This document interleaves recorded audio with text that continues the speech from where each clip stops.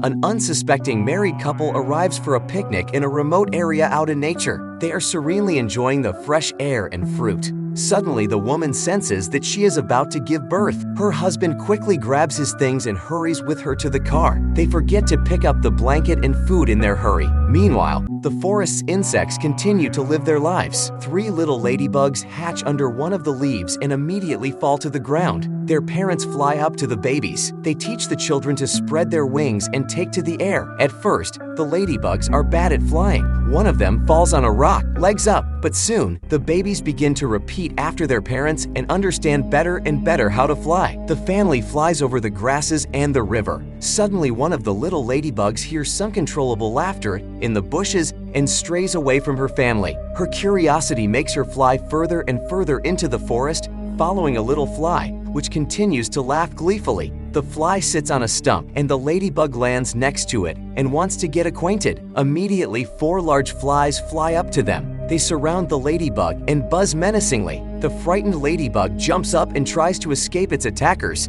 but the flies are relentless in their pursuit of the victim. The ladybug does not calculate her strength, hits a rock, and falls into a crevice. One wing falls off. The flies circled over it for a bit longer but soon flew away. The ladybug comes to her senses and tries to fly, but it is almost impossible to do so with just one wing. The evening comes and it starts to rain. The ladybug gets out of the crevice and calls for help, but no one comes. The lone bug wanders through the open, looking for shelter from the rain. It hides in a sugar box left by people, where it spends the night. In the morning, the ladybug wakes up to a loud buzzing sound. It looks outside the box and sees countless caterpillars, beetles, and bugs scattering human food to their homes. The flies take the chips. The bedbugs share the cookies and a box of matches. But soon after, they drop the matches and run for other treats. Nearby, a group of black ants passes by. Their leader smells sugar and rushes towards the box. Seeing it, the ladybug climbs inside the box. The ant doesn't notice the ladybug. He sniffs the sugar and tastes it. One bite makes him go into complete ecstasy. He spits up with pleasure.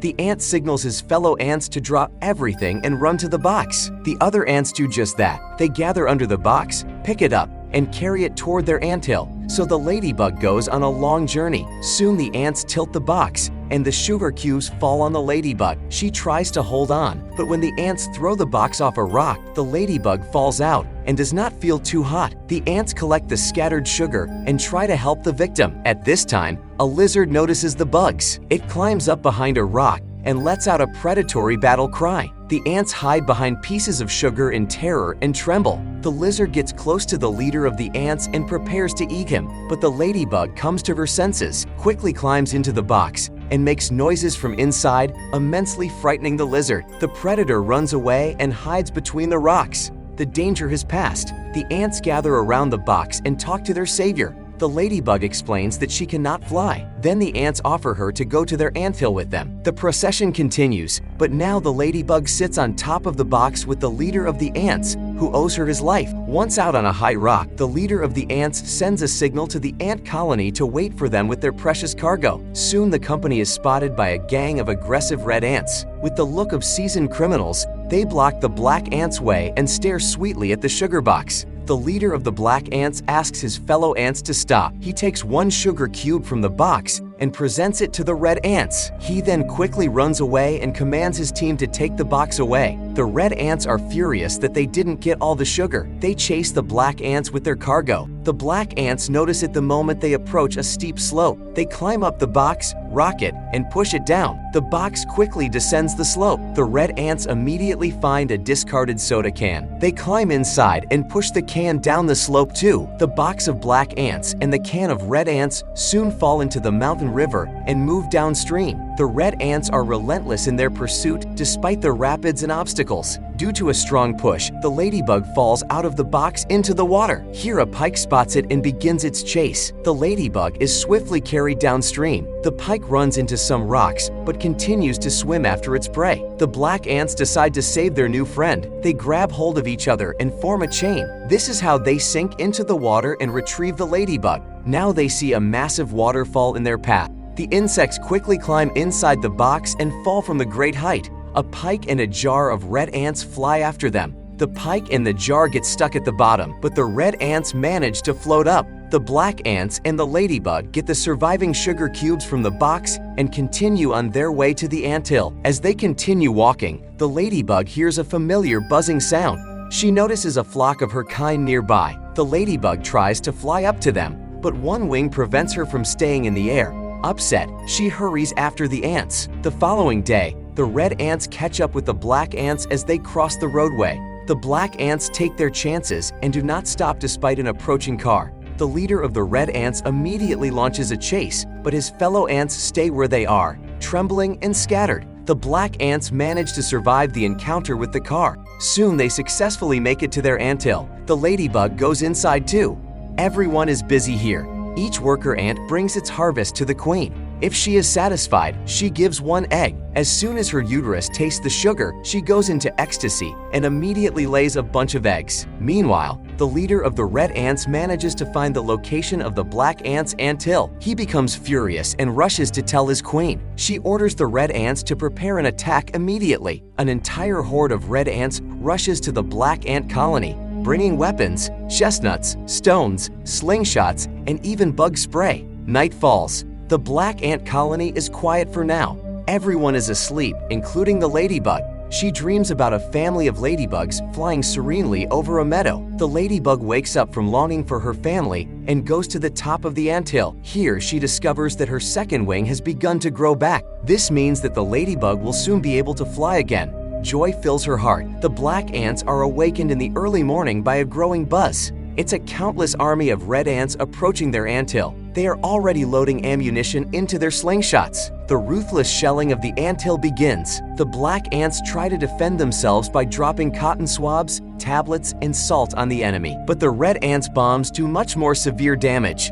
Then the black ants' queen sends the leader and the ladybug to the ant scientist. Upon learning of the problem, he digs through his stash and gives his friends a box of matches and firecrackers. The black ants place the firecrackers on the roof of the anthill, but the enemy is not sleeping and is already preparing to storm the entrance to the anthill. The leader of the black ants opens the box of matches and finds only one match inside. He carefully studies the instructions on the box and lights the match.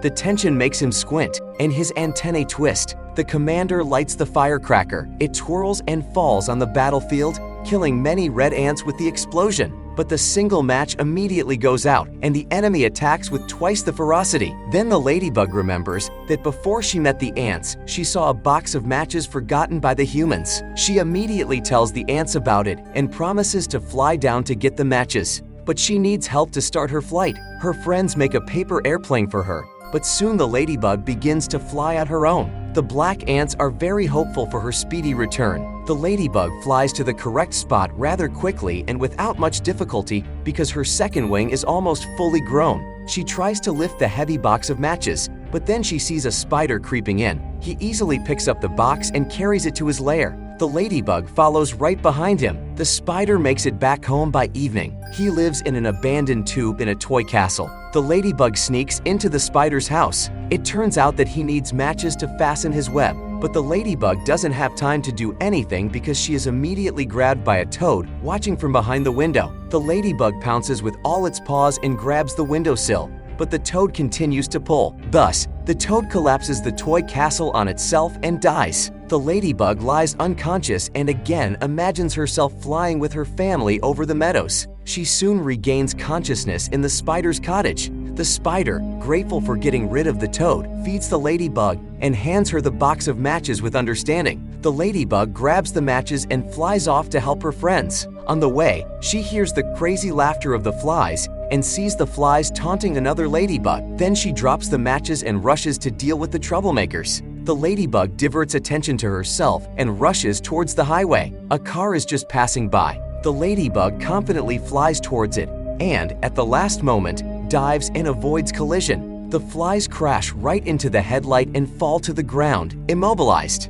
The ladybug returns to the bug, which had been hurt by the flies, exchanges pleasantries with him, and promises to return soon. Grabbing a box of matches, she heads toward the severely damaged ant hill. With a victory cry, she flies over the army of red ants and delivers the matches to the top of the ant hill. Her friends cheer her on. Now the ants arm themselves with matches and set off all the firecrackers. They twirl, fall to the ground, and explode. Their explosions ignite the tank of ant poison. The red ants are forced to flee the battlefield, squealing pitifully. The red ants are defeated, but a real fire breaks out around the anthill. The black ants and ladybug hide in the main hall. Suddenly they hear a strange noise. A plane flies over the anthill and floods the fire with foam. The fire stops, but the foam eats away at the anthill. The surviving ants and ladybug get out from under the rubble and look around silently. Some time passes. The ladybug has grown up and returned to her friend, whom she once saved from the flies. They have 5 babies who have already learned to fly. The ladybug family flies over the meadow and enjoys the peace. The hardworking black ants are successfully rebuilding their anthill. The ladybug has not forgotten her ant friend.